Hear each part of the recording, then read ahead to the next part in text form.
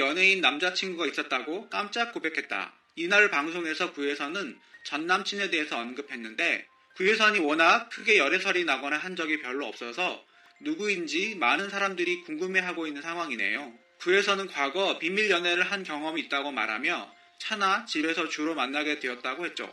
구혜선의 연애관은 원래 한 남자를 좋아하면 그 남자에게 올인하는 스타일이라 솔직히 공개되더라도 별로 상관이 없었는데 남친은 공개되는 걸 꺼려했다고 말해야 했어요. 남자친구가 그렇게까지나 공개 연애를 피하는 모습을 보니까 자기를 별로 안 사랑하나 싶은 기분도 들었다고 하네요. 두 사람의 만남이 비밀이라는 건 세상에 그 누구도 모르는 만남이니까 여자 입장에서는 상당히 기분이 좀 그렇겠죠.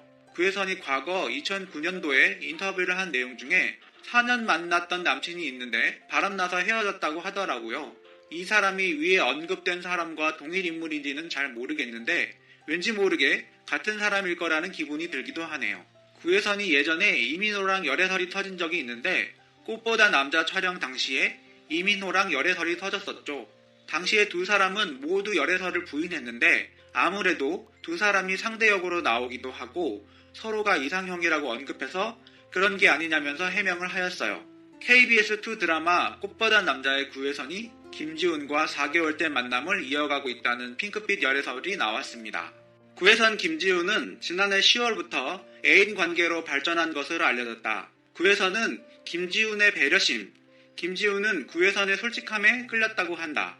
이들은 서울 청담동 일대 음식점이나 극장에서 데이트를 즐겼다.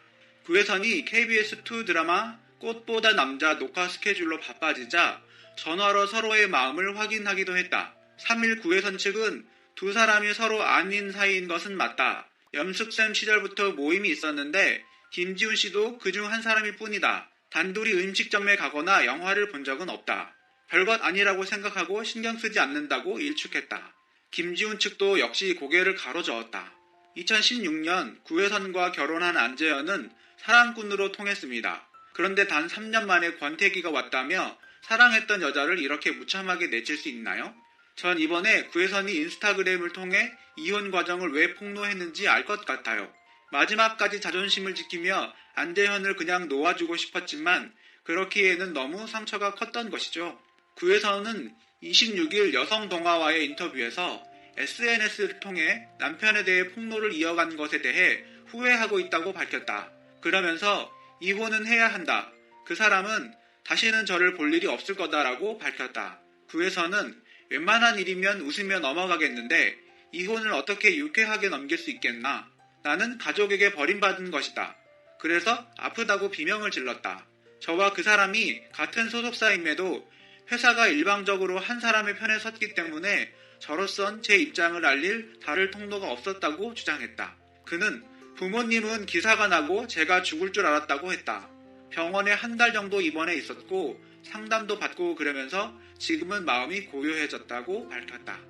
구혜선은 당초 부모님이 안재현과 결혼을 반대했다고도 했다. 그는 그 사람을 인사시키러 갔을 때도 살면서 사랑이 식을 수도 있고 힘든 고비들이 많을 텐데 그런 걸 함께 잘 넘길 수 있는 사람인지 좀 더 시간을 갖고 겪어보는 게 좋지 않겠냐고 하셨다. 그런데 이런 일이 벌어졌고 결국은 제 선택이었으니까 내가 뭘 잘못했을까? 어디서부터 잘못됐을까?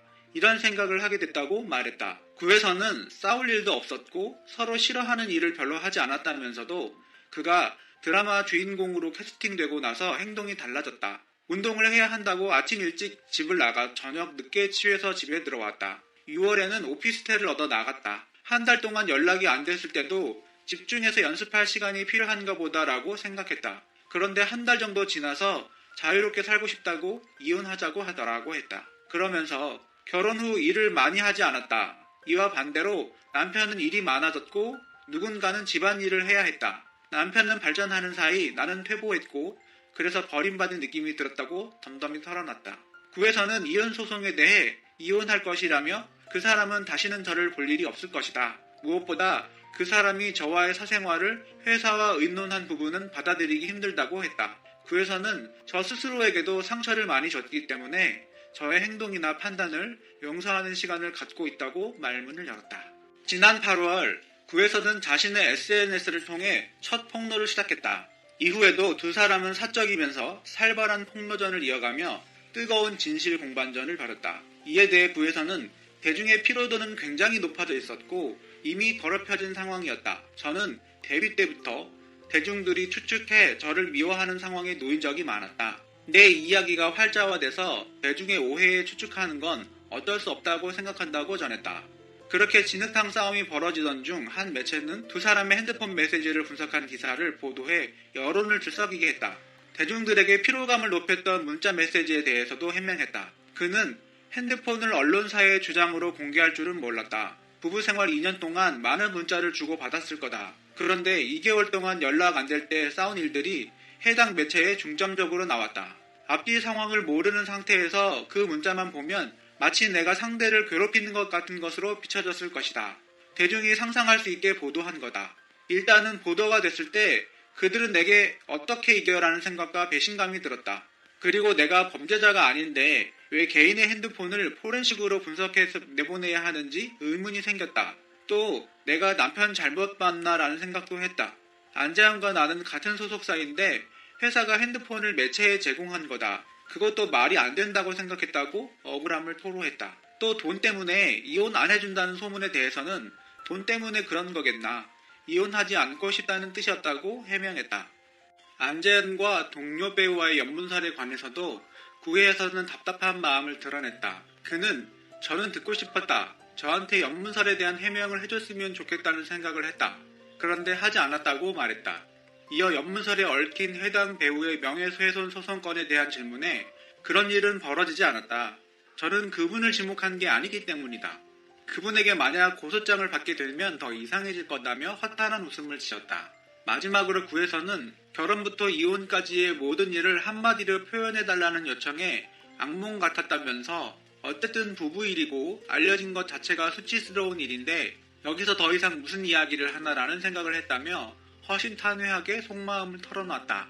이어 어쨌든 부부 일이고 이게 알려진 것 자체가 수치스러운 일인데 더해서 뭘 하겠나 이런 생각이 들었다. 저는 이혼 자체를 원하지 않는 상황이었으니까 라고 털어놨다. 그러면서 이미 그건 다 지난 일이고 지금은 지나간 것보다 앞으로 해야 할 것들이 앞으로 시작해야 할 것을 고민하는 게 맞는 것 같다. 스스로에게 혐오스러운 순간도 많았는데 나도 나를 이해하고 용서하고 그를 이해하고 용서하는 어떤 과정을 지나야 좋은 이별이 될 수 있을 것 같다고 밝혔다. 이혼에 대한 심경에 대해서는 교통사고가 꽝 난 그런 느낌이었다. 이성을 차려야지 하면서도 굉장히 감성적으로 됐다. 몇 달 전에 유치했었다며 웃었다. 이어 이젠 억울하고 이런 거 다 지나갔다고 말했다. 그는 자신의 근황을 물어보자 반려동물들을 돌보며 일상을 보내고 있다고 했다. 그러면서 다음 전시해 보려고 한다. 다시 인생을 시작하는 의미로 제목을 항해라는 이름으로 파란색 그림 작업을 하고 있다. 저 스스로도 저에게 많은 상처를 주었기 때문에 저를 용서하는 시간을 갖고 있다. 저의 행동이나 판단을 용서하는 시간이라고 밝혔다. 비참하네요. 누군가의 구혜선을 도와줬으면 하는 바람까지 드네요. 앞으로 구혜선이 이혼을 선택하더라도 용기 잃지 말고 살아가길 바라며 다음에는 자신을 진심으로 사랑하는 남자를 만났으면 합니다.